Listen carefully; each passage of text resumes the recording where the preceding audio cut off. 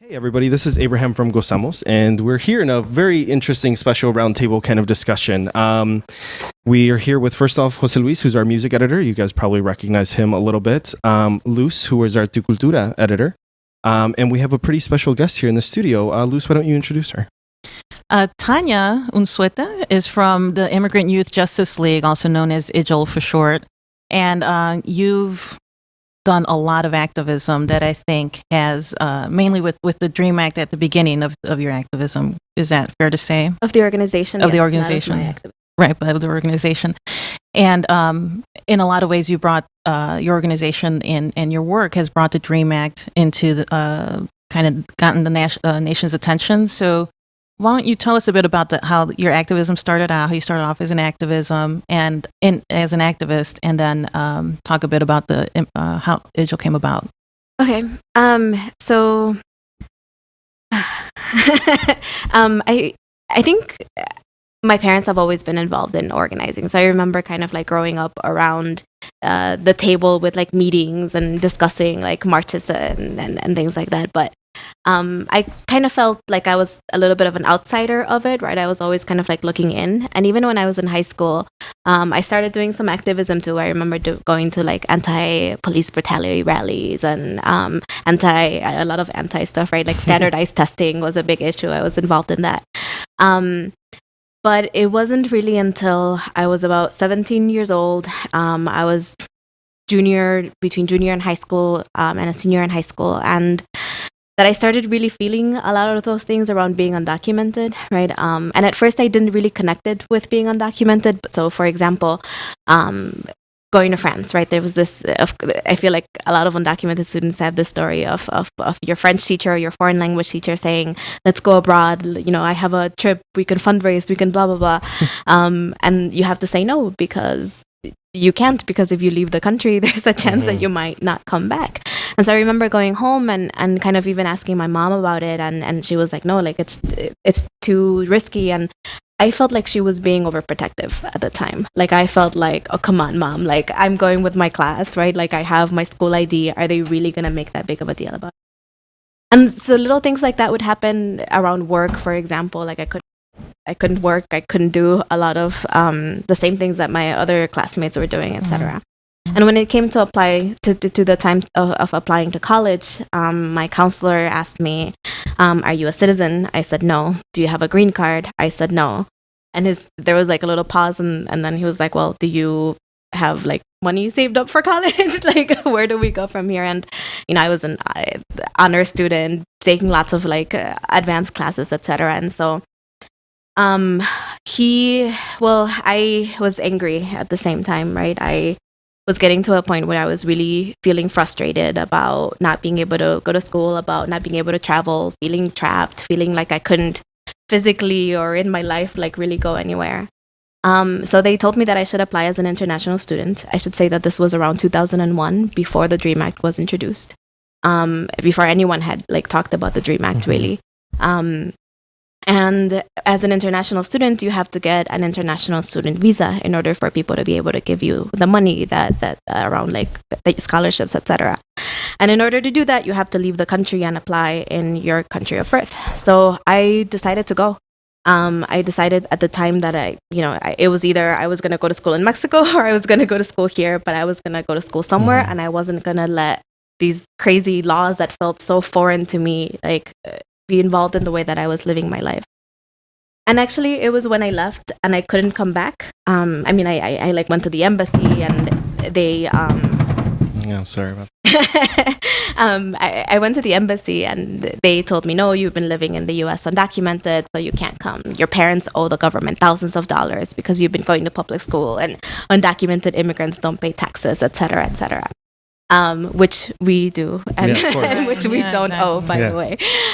But honestly, it was at that moment that I kind of realized like how all of my stuff in my life that had happened was connected to something bigger than me. And it's when there were a couple of journalists who started approaching me and asking like about our story, because my parents were also starting to like mobilize and say like, how do we get our daughter back, right? I was 17 at the time. And so I started reading articles, for example, and one article in particular by Teresa Puente said, Tania Unzueta, and I think they had another person in there, is one of the 60 to 85,000 undocumented students who graduate from high school every single year.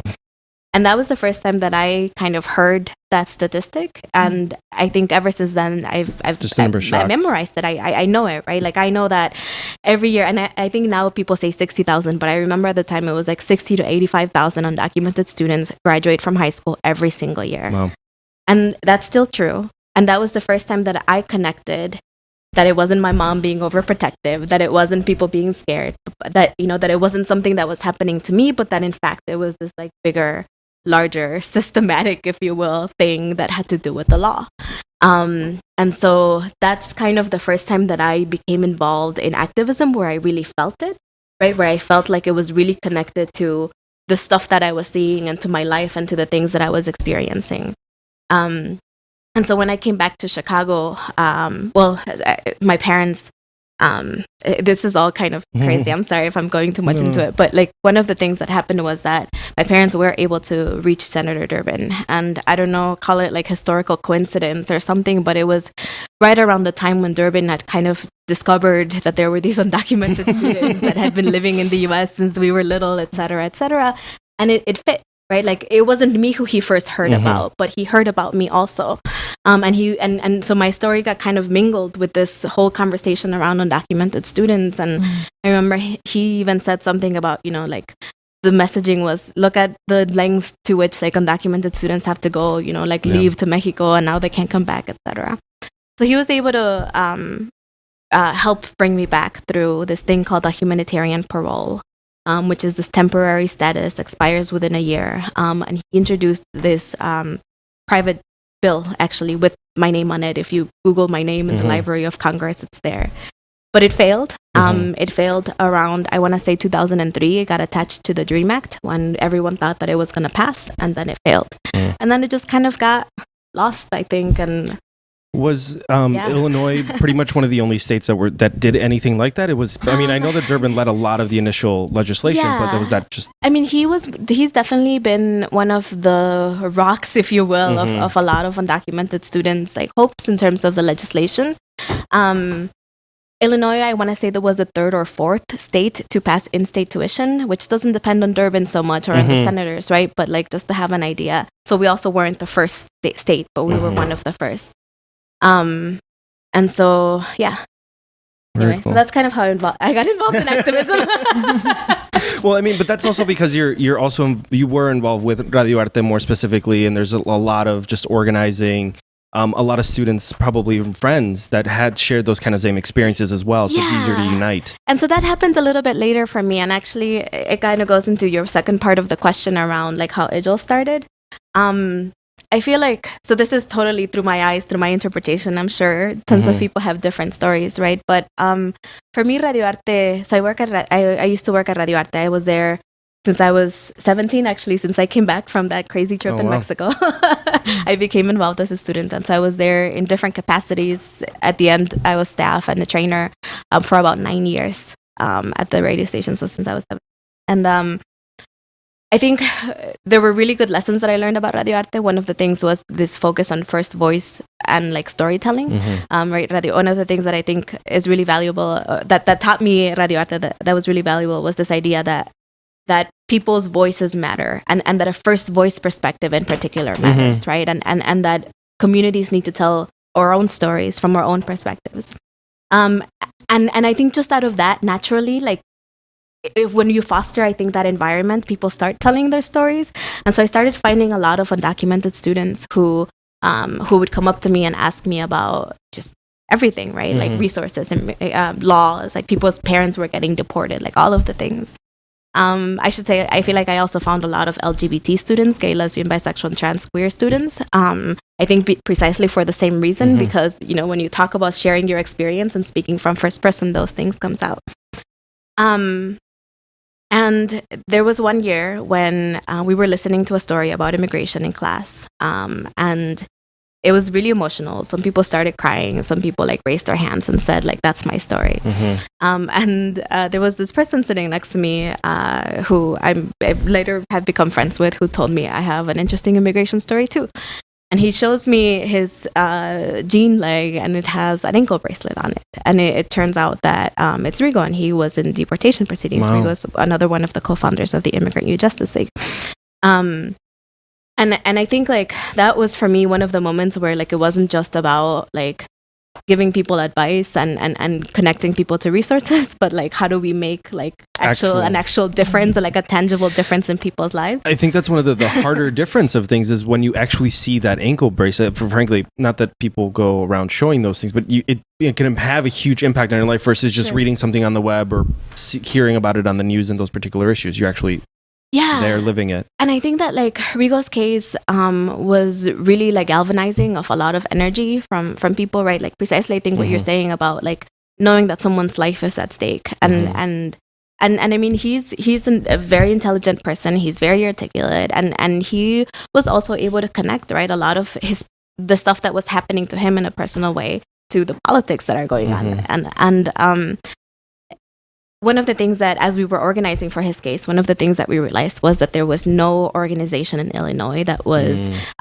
led by undocumented people or really like led by immigrant youth in any sort of way, right? A lot of the collaborations that we made were with good organizations, right? Like, we worked a lot with the Illinois Coalition for Immigrant and Refugee Rights, and I feel like we've had our differences. Don't that's no, I'm sure. Definitely for sure. Well, with politics, but they were so many opinions, one of the only organizations who said like, yes, we can like put resources into this. But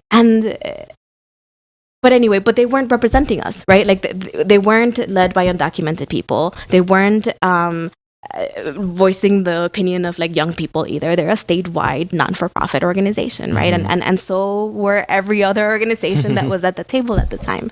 And so the Immigrant Youth Justice League, I think, really came out of this like desire to have an organization that was very upfront about the idea of having undocumented people be an integral part of the decision-making process, of having an organization too that was focused on this balance that I think is really important of both education and then doing tangible work, right? Like I don't know how to measure it, right? But like work that would make a difference in people's lives. And yeah, so that's kind of how the Immigrant Youth Justice League started. From my perspective, a lot of the co-founders are Radio Arte students, actually. Some of them, they're friends, but also organizers who were doing their work in different parts of the state already, right? So I think it was just like his case kind of brought us together in a way that nothing else had before. And I think it had a lot to do with this connecting it to your personal story to the political. So how has the organization in itself formalized? Obviously, there's a website, that has helped. You guys are publishing regularly, a lot of news stories, a lot of personal bits of information as well too. How other ways has the organization formalized? Is it established as a nonprofit? I can imagine that also a legal issue, right? Because of who's the founders, right? Yeah, I mean, it's been an interesting thing. I feel like it's not just immigration politics that get in there, but just like non-for-profit politics, right? So we actually aren't a 501c3, for example. We have actually ICER, the Illinois Coalition for Immigrant and Refugee Rights, is our fiscal sponsor, which has been good for us in that we don't have to do a lot of the like stuff that a 501c3 has to do, because honestly, we don't have staff, right? Like all of us are volunteers, all of us have jobs and work and like all of these things, right? So yeah, but establishing bank accounts, for example, has been interesting because we always have to discuss like whose social security number we use, because it has to be sometimes connected to a social, and then it's the role of the allies, right? Or actually there's some undocumented people who have social security numbers, but that's a whole other conversation, and like it's a lot. Well, exactly. It's a challenge in itself in starting any kind of organization, let alone one that's nonprofit, let alone one that's political, and all of a sudden you have this extra step to it. So it's really amazing the way that you guys have been able to organize. So talk to us maybe a little bit more about some of the other things that are kind of leading up to, because we're recording on what today? Today's the 7th. Right. So March 10th is the May Day, one of the big marches that's going to happen here. How is, maybe talk to us a little bit how it's evolved in the past few years, because I remember in 2003, 2004 was one of the first ones that I went to. And it was huge. It was humongous, but it's kind of slowed down a little bit. The marches? Yeah. I mean, I think immigrant rights activism has gone all over the place, to be honest. I mean, honestly, like, I mean, back in the Dream Act was introduced in 2001, right? Like I was supposed to testify at the hearing in 2001, but the day that we had our plane tickets to go to DC was actually September 11th, 2001. Wow. And like everything around immigration literally stopped, right? Like the hearing didn't happen. Wow. And all of our conversations around immigration turned into national security and terrorism. Wow. And I feel like it took a long time for the immigrant rights movement to recover from there. Right. Like I know that there were like some marches here in Chicago and in DC and things like that. But I mean, obviously the kind of like big resurgence was around 2006 here in Chicago, right? One of the first mass immigrant rights marches that took place on March 10th, 2006. Okay. And I think that I mean, it was a response to this very anti-immigrant bill, HR 4437. Is that the Sensenbrenner bill? Yeah, the Sensenbrenner bill. Am I confusing it with Arizona? No. Anyway, so many. Yeah, no. There's so many. Every year, there's something new. You know, and then 2007. You're right. It was a little bit like less, and there was a march in Chicago. There was a march on March 10th, and there was a march on May 1st as well. And then I think the third year, it started going to just May 1st, right? And the marches got a little smaller. At some point, there was a march in September on Labor Day. I know that there's been other May 1st marches. Since then, I think a couple of things have happened. One, I think undocumented youth or increasingly undocumented immigrants in general have reclaimed March 10th in a way. I mean, that's kind of why we picked March 10th as National Coming Out of the Shadows Day. And just to say a little bit about that, one of the things that we realized was really important to us was being around the table with other undocumented organizers. And it felt really good to just be able to say like, hey, I'm undocumented. And every time you say it, you kind of lose a little bit of fear, right? So anyway, so we thought like, why not bring this to like a larger public? Like what would happen if we were to make this like a national thing, etc. So anyway, so we picked March 10th precisely because of the history of organizing that already exists in Chicago around that day. So for the last 3 years, we've been doing immigrant rights marches, specifically focused on this idea of coming out, right? So it's not just a march, but it's the act of saying I'm undocumented and of kind of like highlighting those, what are they, crazy things that the government does versus the people who we are, right? And I also know that there's something happening on May 1st. A lot of the like Occupy Chicago organizers are getting together with some of the immigrant rights organizers to put together something on May 1st. Obviously leading up to some of the G8 protests that yeah, there's going to be a lot going on. About, I think the G8 just got moved away from Chicago. Yeah, it got moved, right? but there's still going to be the NATO one's still happening too, though. Yeah. I guess what can we expect from the rally? Yeah. So there's two rallies on two National Coming Out of the Shadows rallies. One on March 10th and one on the following Friday, March 16th. Both have kind of some of the classic elements, I would say, of coming out, which is going to be undocumented people coming up to a microphone and talking about their stories. So this specifically here is in Daly Plaza. The one here is in Daly Plaza. It is on Saturday, March 10th at 1 p.m. And I think that what's new, one of the things that's new is that it's new people. Every year there's been a new set of undocumented young people coming out. So their stories are going to be different. I think something else that's new is that the Dream Act has failed. And that like it's an election year. So I think like a lot of attention is being put on like what the Latino community does around immigration. But then the other thing is this other rally in DuPage County on March 16th at 4 p.m. In Wheaton. I look up the address on our website somewhere. But the interesting thing there is that DuPage is one of the counties that has been enforcing secure communities programs very harshly. There's police officers there. There's been allegations of racism, for example, of targeting Latinos in particular. There's a lot of fear in the community. Very little public transportation, so people drive, right? And that's often when they get pulled over, etc. And so it's been, I think, a hard process for the people who are organizing in the suburb. We're working with two other organizations, the Latino Latino Youth Action League, and Nuestra Voz, both of whom work on the west suburbs of Chicago. And I think it's been hard for them to tell their people, like, this is what we're doing, and it's a little scary, but that's part of the point, right? Yeah. And so that's March 16th, also hearing stories from suburban youth in particular, in a very strong, secure community.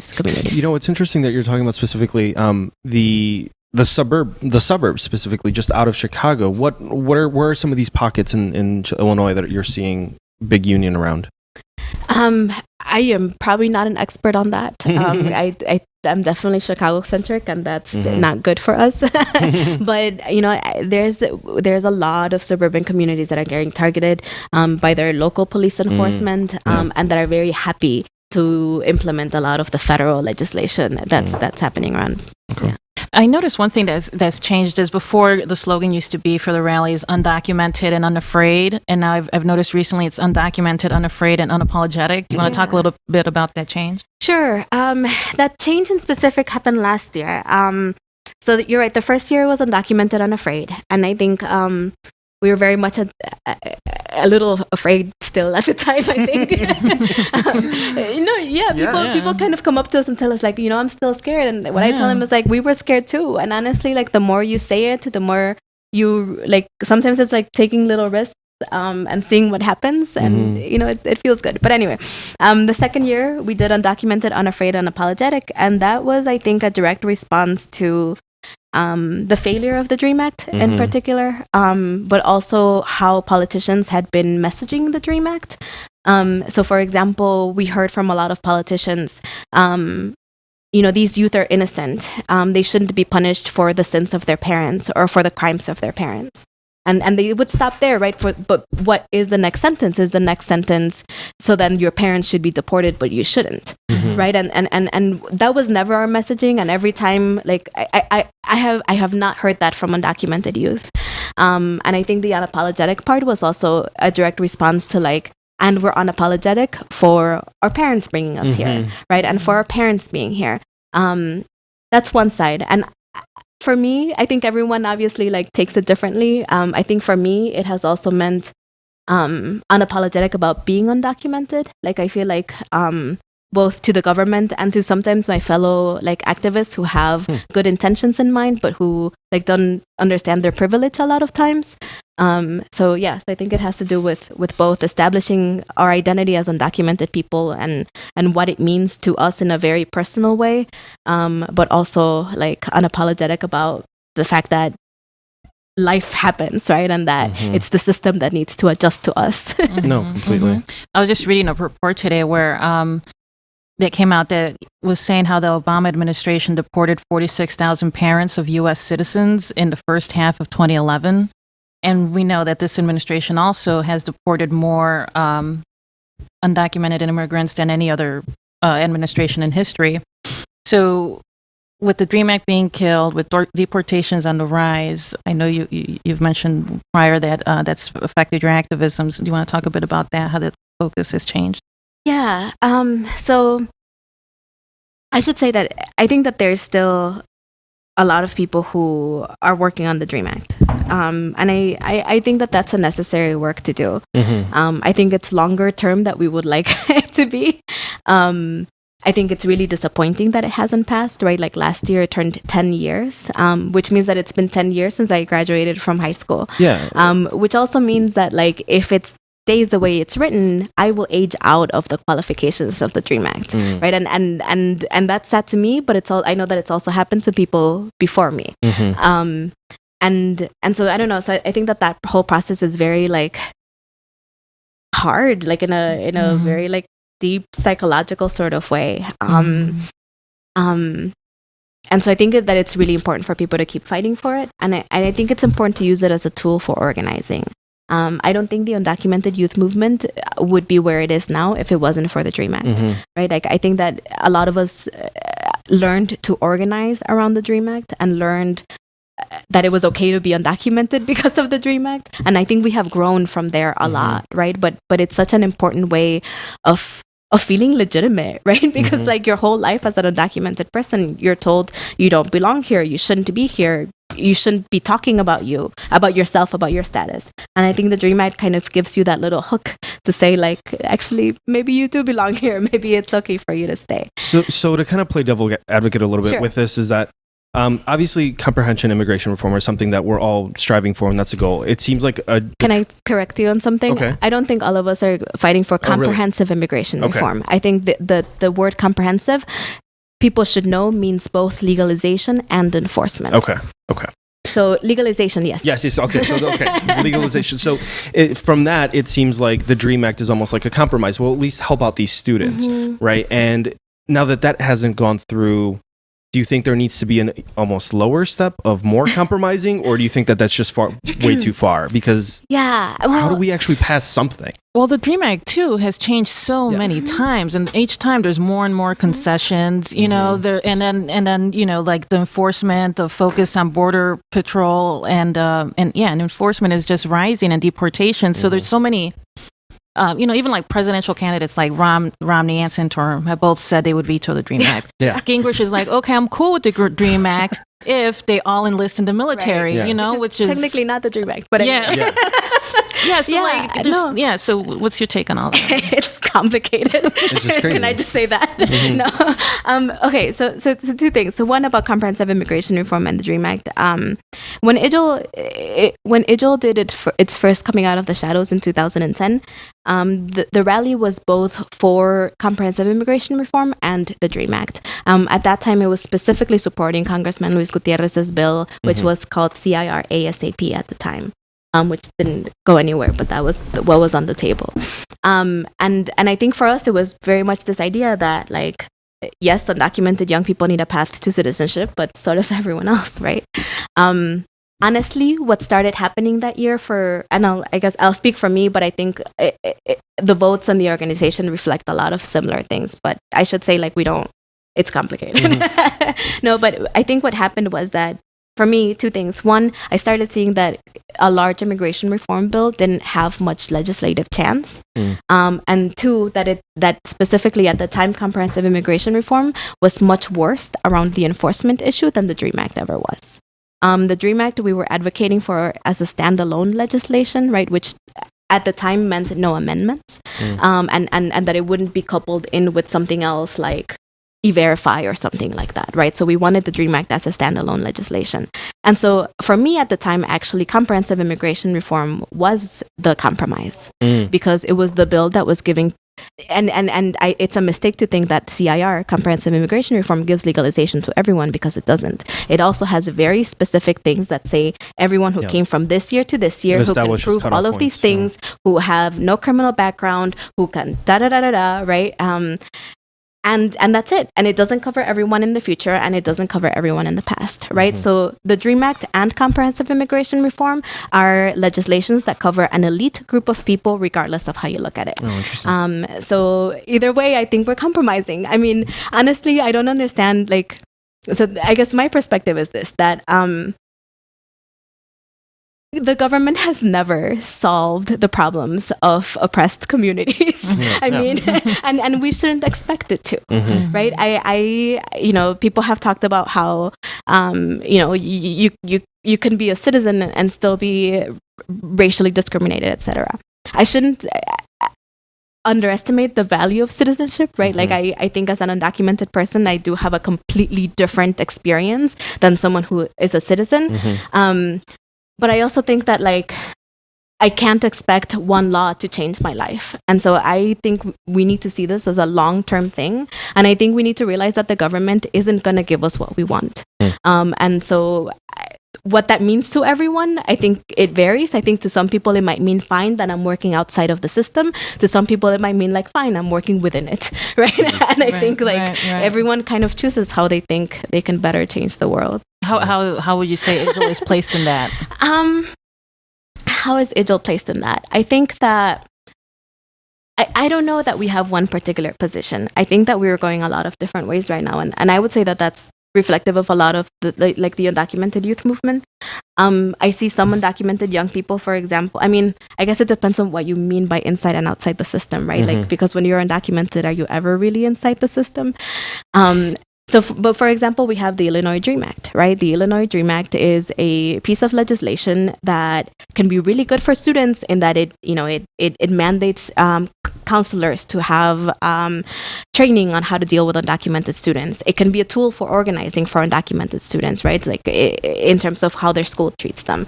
It provides a scholarship program for undocumented students and a team of people that have a little bit of power around how to deal with undocumented students in that state. And one of those people is someone from the Immigrant Youth Justice League, Rigo Padilla, who's one of the commissioners, who's undocumented, right? And so in that way, like, it's kind of both, because it's kind of inside the system, because it's a government commission. I mean, appointed by the governor. How much more inside do you need to get? But at the same time, it's kind of not, because you're dealing with a population that technically shouldn't even be here, right? Rigo could have been deported back in 2009. And yet he's not. He's participating actively in a government institution. How contradictory is that? I also think that there's people who are going in a totally different way. I mean, we just had a civil disobedience in Alabama, for example, last November. My dad was one of the participants who got arrested during that civil disobedience. Some of those people had records. Not everyone was DREAM Act eligible.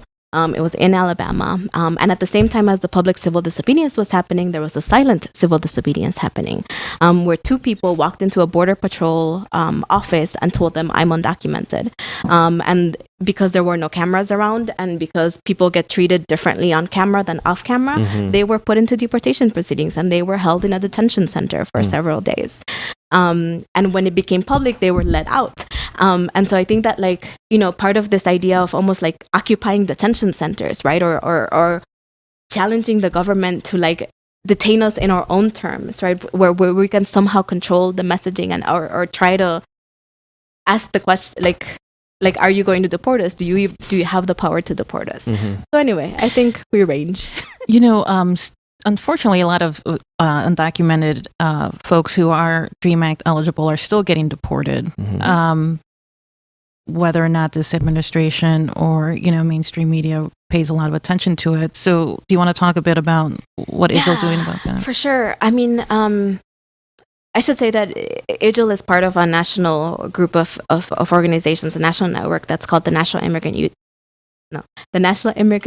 Youth Alliance, not Justice League. Not everyone's a Justice League. It's called the NIA, National Immigrant Youth Alliance, and together with them and a project that's called the Education Not Deportation Campaign.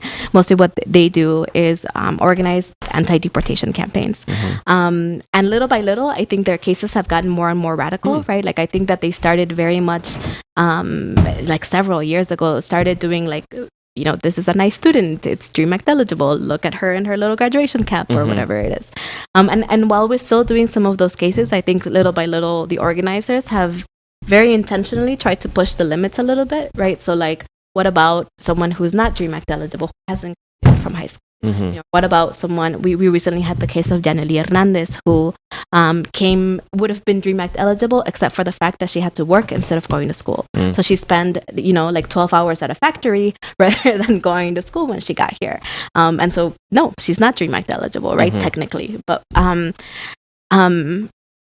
she was deported, Janely, not too long ago. And that was, I think, something hard for people to like process, etc. But sorry, I feel like I'm going all over the place, but I guess to get back to the point, I think Obama is really good at like presenting us with a story, right? Like the story is immigrants are the foundation of this country. Everyone who's a threat to the United States, we will deport, but don't worry, because those are not your friends. Your friends are the nice immigrants who are not going to get deported. And so there's, I think, this like idea building that as long as you're good, you won't get deported. But there's so many problems with that. Like, one, who gets to define what good is, right? And technically that's criminal, right? And so like, if you look, for example, at the immigration statistics that the ICE website has, like, it talks about how 90.5% of the people that they've deported, the 400,000 people that they've deported over the last year, are within their priorities, right? Which means that to them, that these people are either recent border crossers, egregious immigration violators, or what's the third one?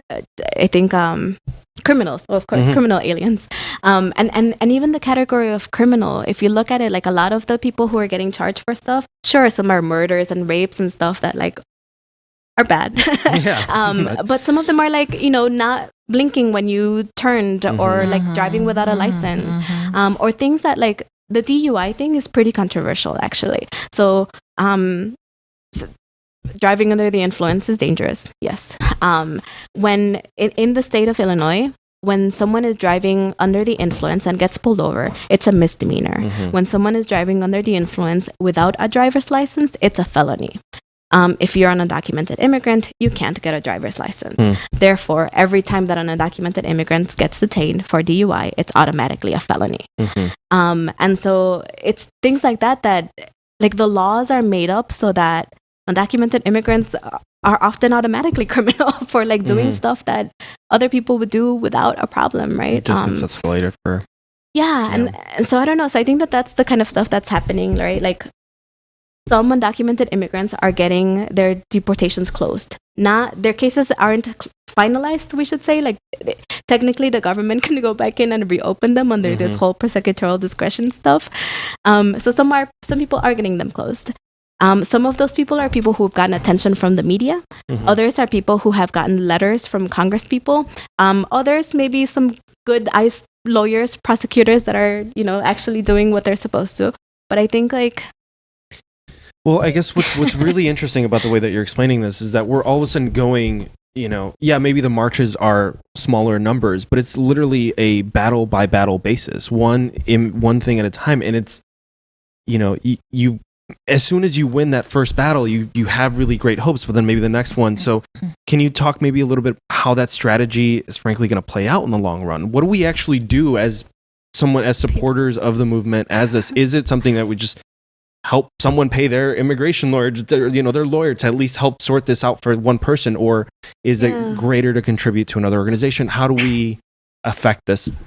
All sorts of ways, I think. I mean, honestly, I really think change happens in like when it's attacked in multiple directions. Like, I think we need people inside the government that are able to like grab onto some things, right? And maybe take that vote when it's needed or whatever it is. But those people aren't going to move without a grassroots movement, right? And even the grassroots, I think, needs multiple levels. We need statewide organizations. We need national organizations. We need block-wide organizations, school organizations.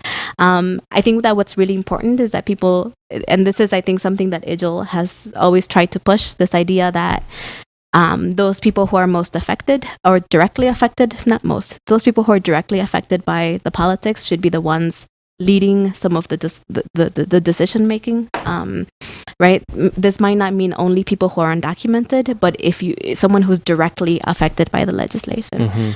And so I don't know. I think that's one thing, but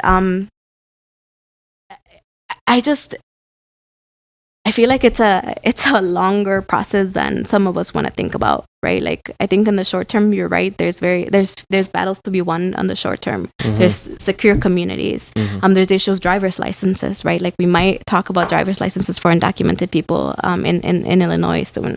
I know people are talking about it in other states. Because in state tuition. Because that was something that was in place in Illinois. I forget what year it was. It never was in place. It got discussed, really, and it almost made it, but it didn't actually. Well, wasn't there where at some point a social security number was not required and all of a sudden it was required? I forget what year that was, but that I know affected some friends personally, yeah. A lot of it was a national, a lot of things changed after IRA, the like 1996 immigration law. And so one of the things that changed was around access to driver's licenses, and then the whole September 11th Real ID Act. So, everything you're saying, and I really want to thank you for being here because it's amazing, the knowledge that you're sharing with us and this perspective. And to me, like, I'm enraged, you know what I mean, by what's going on. Yeah. I know a lot of people who are enraged, but it's like, what can we do to... and I feel like this is the same old damn question. I mean, when I've talked to like activists from like 15, 20 years ago, you know what I mean? Like, what do you do to get people organized and riled up? Because we're there's so many Latinos in the US. There's a ton, you know what I mean? But numbers don't mean SHIT if we don't take action, so like how do you get people mobilized, I guess? I definitely don't think I have the answer to that as a whole. I'll say that I think the Immigrant Youth Justice League in particular and the NIA at a national level has been focusing a lot on mobilizing those who are undocumented, and in kind of like reaching out to people and trying to not just empower them, but like build a bigger movement, right? And sometimes I feel like I don't have that much to say to those who are citizens because we've been focused so much on building that part. But I think that allies are incredibly important, right? Like I don't know that any social movement has gone anywhere without allies, because I really think that it's not just about changing the life of an undocumented person, but we're changing our entire society, right? We're changing what it means to be a citizen, what it means to belong, what it means to like be considered us as opposed to carry them or whatever. Lately, and I feel like if you do this interview again later, it might have changed, but I've been thinking a lot about kind of grabbing onto one cause, and just like going for it, because I don't know, like it's those small things that make, I think, a huge difference to a lot of people, and I also think that like everyone has their way of approaching things, and I feel like people should go for that, right? Like I don't know, I'm being vague, but like I keep thinking like artist, if your passion is art, like change the world through art, right? Like target the issue of immigration and like how are you going to change it? If you're someone who likes to work outside of the mainstream and like, great, like organize a network of undocumented workers who are like outside of the union, who are like doing their independent work. I mean, my dad kind of does that, right? Like he's and I feel like some of us are kind of going towards like, if the government isn't providing us a way to work, then we'll figure out our own. I mean, students in Georgia, right? Like Georgia said don't go to school, and they started their own university, where teachers are volunteering to like teach classes. And so I don't know, I feel like it's, if I could just say, I feel like it's both targeting a short-term change, maybe the person by person, maybe the legislation by legislation, while at the same time trying to do this like longer-term empowerment work that never seems like it's going to end. I have a lot of family who's undocumented, in different parts of the U.S. And, they're older. Some of them are older, older 20s. So like, and they haven't really been involved with the youth part, because I feel like, there's like, the youth movement, which is huge and, has a lot of momentum. But then what about reaching out to these older folks? Like what connection is there with? Yeah, honestly, one of the so I should say that I'm a grad student somewhere at UIC, and so I feel like sometimes I get into my little theoretical world, but I'll try not to. But one of the things that I will edit that up. One of the things that I think we've noticed is that there's a difference between your experience when you come to the US when you're young and your experience when you come to the US when you're older. And I said the grad school part because I've been reading some studies, and it's like, see, I knew it. I knew that I was right. But honestly, I feel like when you come to the US really young, like a lot of these DREAM Act, right, like candidates, like me, for example, you get used to this world, right, and you. Like, I feel like I belong. Like, I feel like I have a right to demand rights. Like, I feel like I have a right to organize and a right to demand that, like, as a person from here, that I should have rights. And I think that a lot of our parents or people who come older don't feel that. Like I feel like my mom and my dad feel very guilty, for example, not towards the government, but sometimes towards us about bringing us here. And I don't know that they feel like they have the right to demand that they should have rights, for example. And so I think it's taking us a little longer to reach some of the like population, particularly of the people who came here after us. That's really interesting because too, like I feel like there's that attitude too of like, well, I came from, they grew up in poverty and, weren't able to, at least in the experience of my family, weren't able to go to school, their work experience was, working on ranches or farms or if that. So in a way they're like, well, I'm grateful. You know what I mean? It's I don't want to say complacency, but it's like a direct comparison with how they Right, like grew it's so up. much better here, right? Yeah, it's like, so what much am I better here. complaining Exactly, about? exactly. So how do you fight that? You know what I mean? Right. And but it's also like a historical thing. Like I don't know if people realize that like this undocumented youth activism thing is really strange. Like if you again like we're not even supposed to exist here. Like we're not supposed to live in this like world, right? Or in this country, not in this world, in this country. So do you want to talk a little bit too? Because I know like the undocumented youth movement also got into coming out as undocu-queer. Oh yeah. So you want to talk a bit about that? Yeah. Oh, I wish I remembered earlier. Okay, so undocu-queer. Yeah. So one of the themes for this year's Coming Out of the Shadows is I define myself, and I like we couldn't come up with another word is one of the reasons.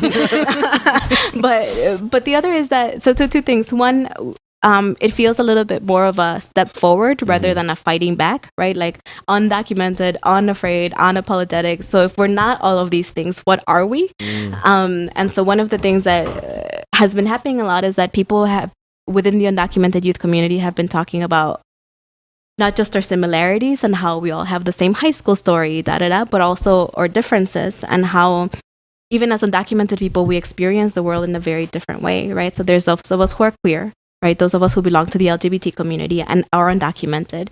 And that means that our experience as undocumented people is different from those who are straight. Even with the issue of whether you could legalize your partner, right? Like, and I'm not necessarily like, ooh, gay marriage person, for political reasons, not because I don't think same-sex people should have the same rights. But, like technically you can't legalize your partner if you are a same-sex person because the federal government doesn't recognize your partnership.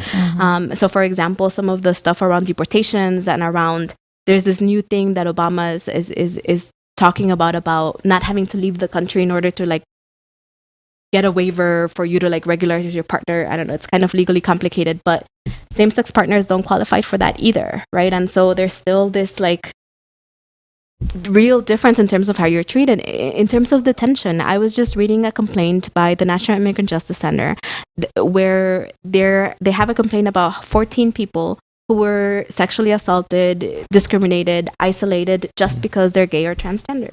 And the detention centers, like when someone is trans in particular, one, they place them in the prison of the gender where they were that was assigned to them at birth, right? So like someone who identifies as a woman is placed in a male prison, and two, because they can't protect them, they put them in isolation.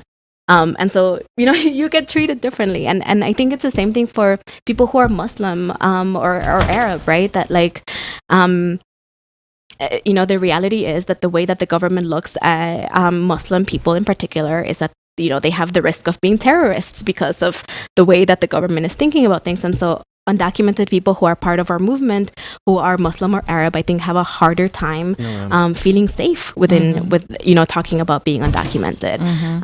So I think that that's part of the like I define myself part and the undocu-queer part. Wow. I think we're going to have you come back to talk about LGBT issues because I think it's very interesting.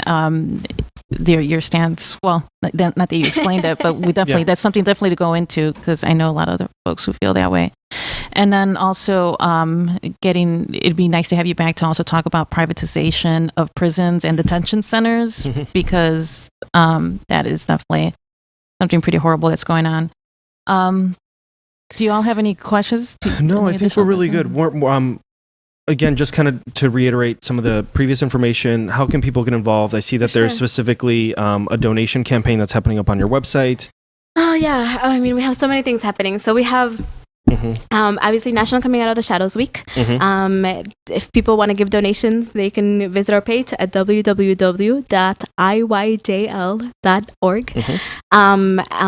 Rally on March 10th, rally on March 16th. On Monday, 10, 11, 12th. The 12th, there's going to be an undocu-queer gathering at Radio Arte in coalition with Homo Frecuencia. And so there's those things happening. We have people going to court for civil disobedience that happened last August. I think 3 of them are queer, by the way. And also, I should say that nationally, the National Immigrant Youth Alliance is launching an Undocu Queer project, where they're gathering stories, resources, and different things, and people can find that information. I think on Monday is the launch at www.thenia, THENIYA. I think we'll check on that. Yeah, we'll put the link in the show notes, of course. Well, thank you so much for stopping by. Luz, thank you so much for putting this together, and it impacts us in all very unique kind of ways, but one step at a time, one person at a time. So thank you. Thank you.